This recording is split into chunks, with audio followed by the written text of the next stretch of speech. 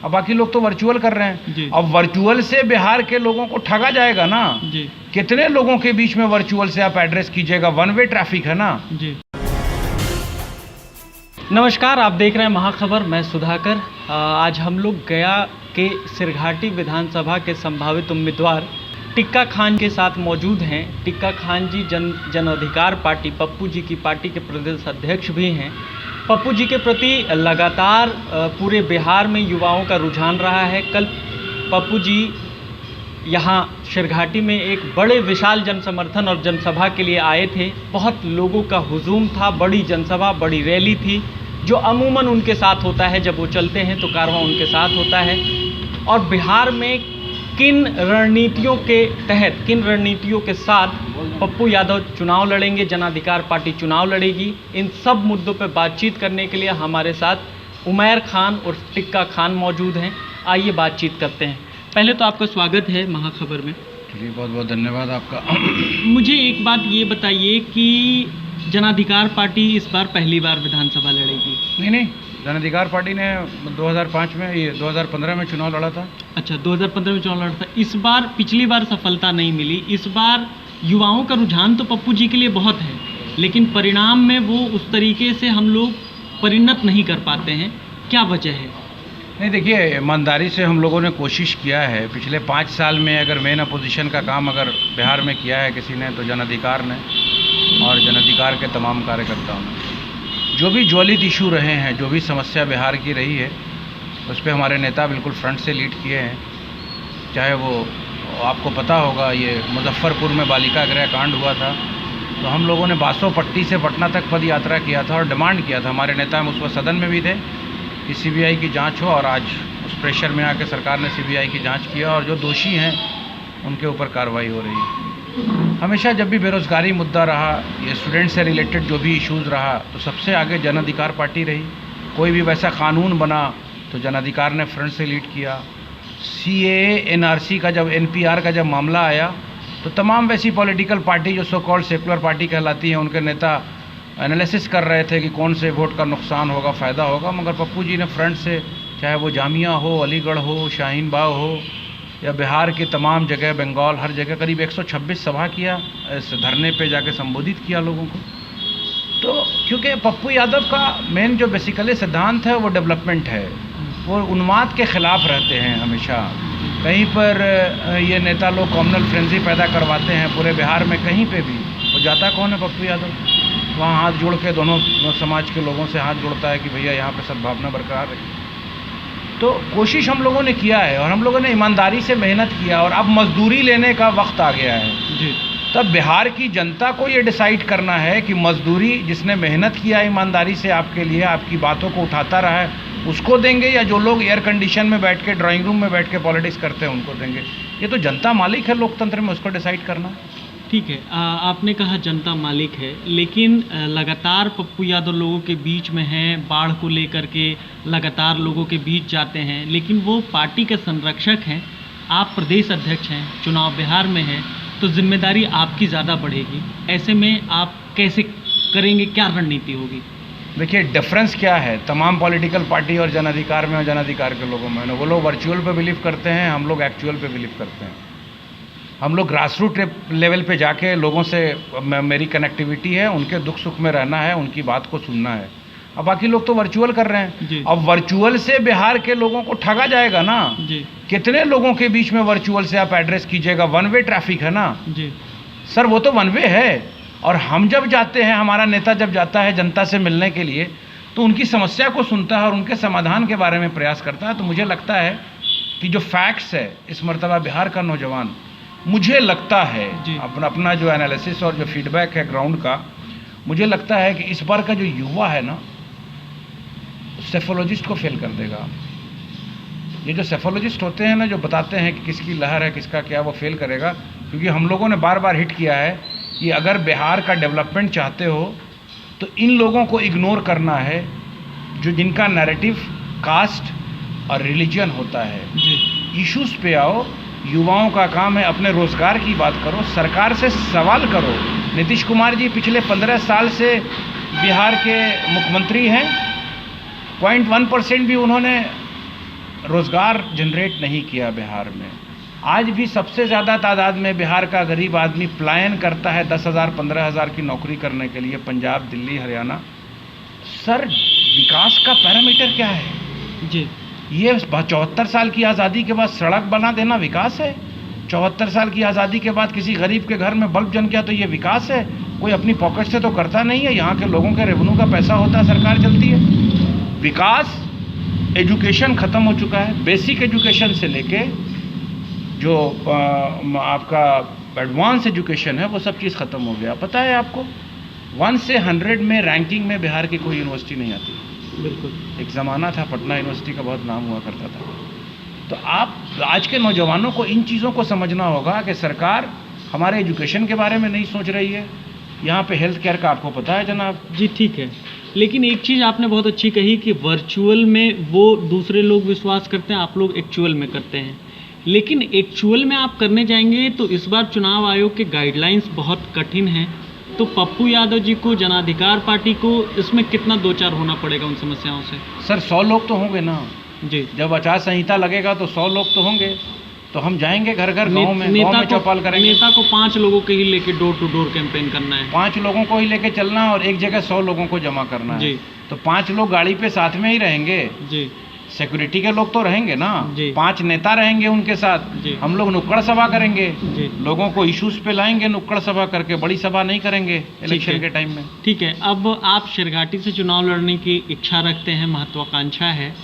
उसमें एक सवाल ये भी कि शिरघाटी को लगातार 1970-80 के दशक से ही कहा जा रहा है कि इसको जिला बनाएंगे, जिला बनाएंगे। ये राजनीतिक सिगुफा है, कर कोई कुछ नहीं रहा है। आप क्या आश्वस्त करते हैं लोगों को? देखिए जनाब, मुद्दा वो नहीं है। मुद्दा ये है कि 2015 में नीतीश कुमार जब आए थे तो उन्होंने कहा कि मुझे इस बार विधायक दो, मैं इसको जिला बनाऊंगा। 5 साल का भी इशू नहीं हुआ।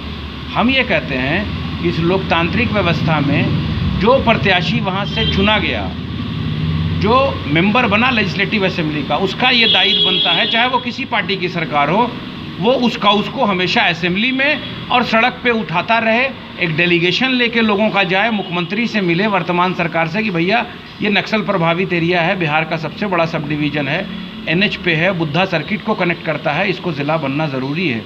अगर आप किसी से डिमांड ही नहीं करोगे तो कौन सुनेगा? इलेक्शन के बाद तो नेता लोग भूल जाते हैं ना। बिल्कुल। तो लोकल जो प्रतिनिधि है, हमारा भाई जो विनोद विधायक हैं पिछले 10 साल से, उन्होंने कभी इस इशू को उठाया नहीं असेंबली में। विनोद, आपने जब नाम लिया है तो विनोद जी के काम से आप अवगत होंगे। आप क्योंकि चुनाव लड़ने जा रहे हैं, आप संतुष्ट हैं 10 सालों के काम से? सर मुझे एक बात बता दीजिए, काम क्या होता है? एक जनप्रतिनिधि का अपना एक विजन होना चाहिए जी। शिरघाटी इतने बड़े सब डिवीज़न है, PG का कोर्स नहीं है, ठीक है जी। शिरघाटी जिला नहीं बना वो तो बात अलग है, वो बड़ा इशू है, बनेगा।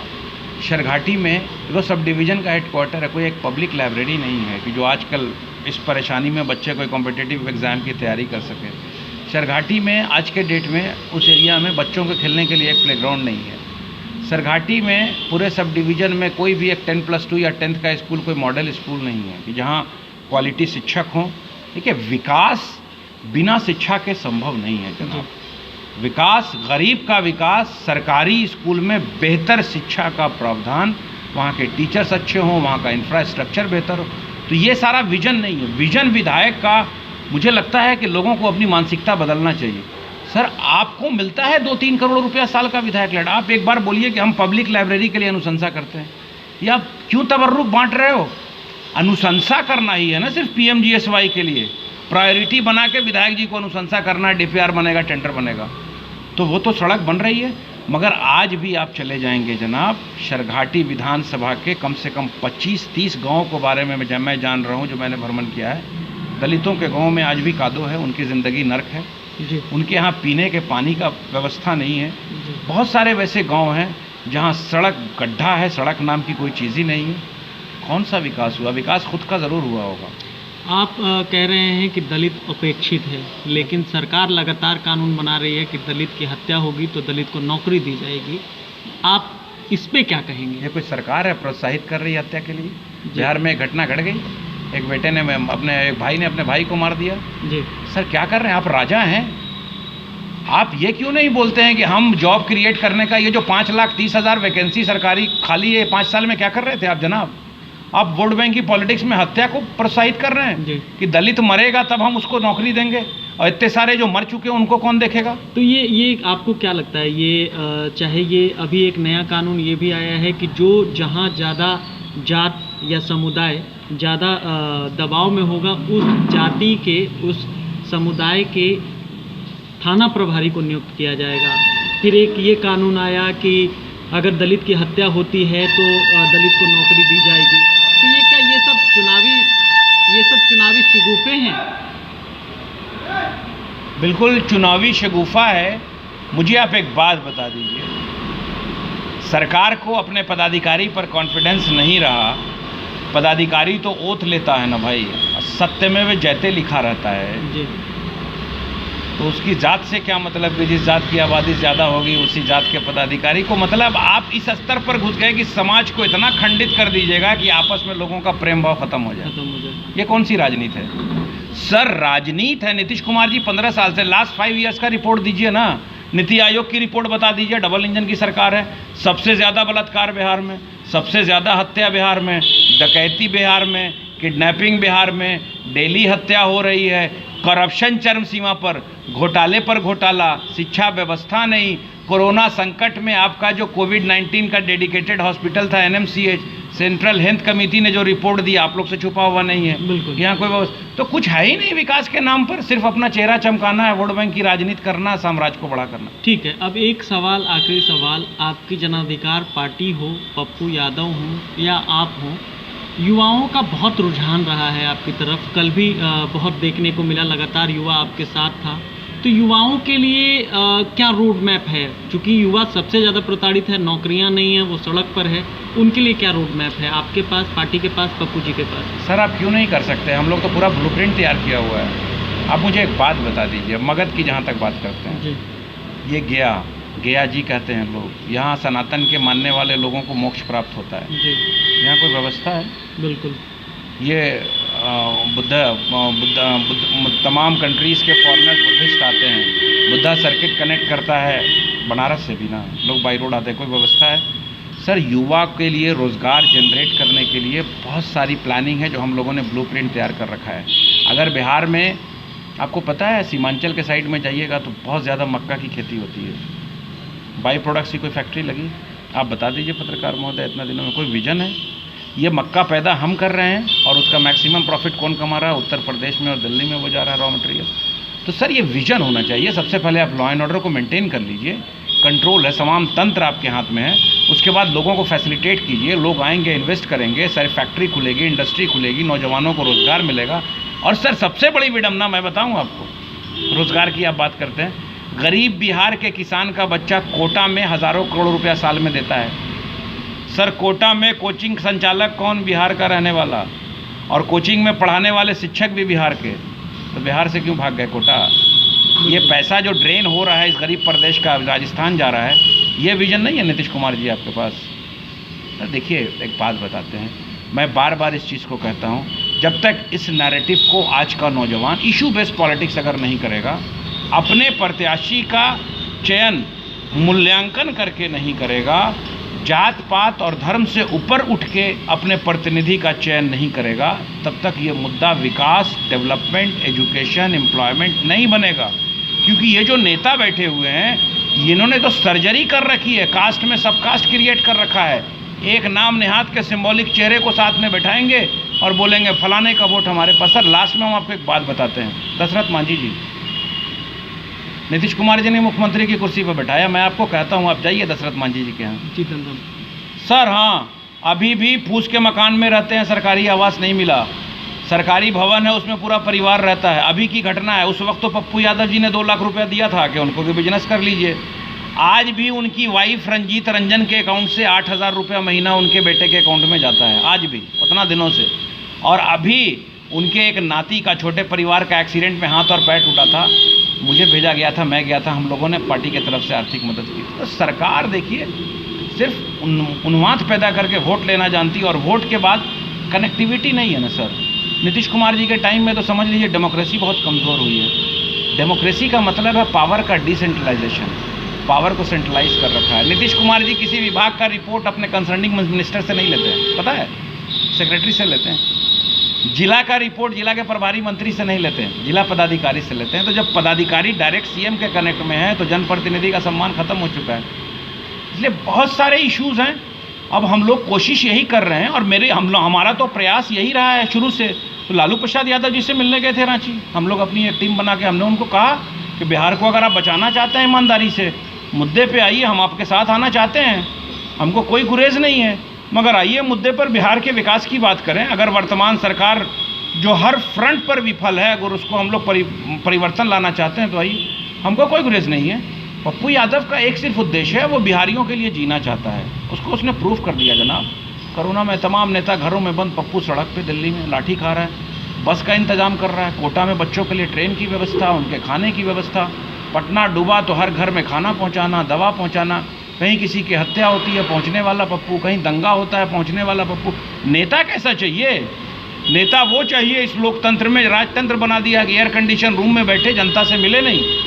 नौजवानों को डिसाइड करना, और मुझे लगता है कि नौजवानों ने मन बना रखा है। इस मरतबा ये नैरेटिव टूटेगा। वो जो पटना में ड्राइंग रूम में बैठ के सियासत कर रहे हैं ना, उनको इस मरतबा समझ में आएगा कि बिहार मुद्दे पे आएगा।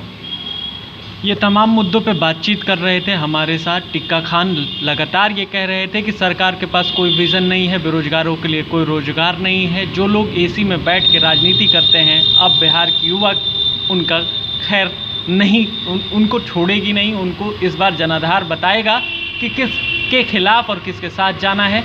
इसके साथ धन्यवाद।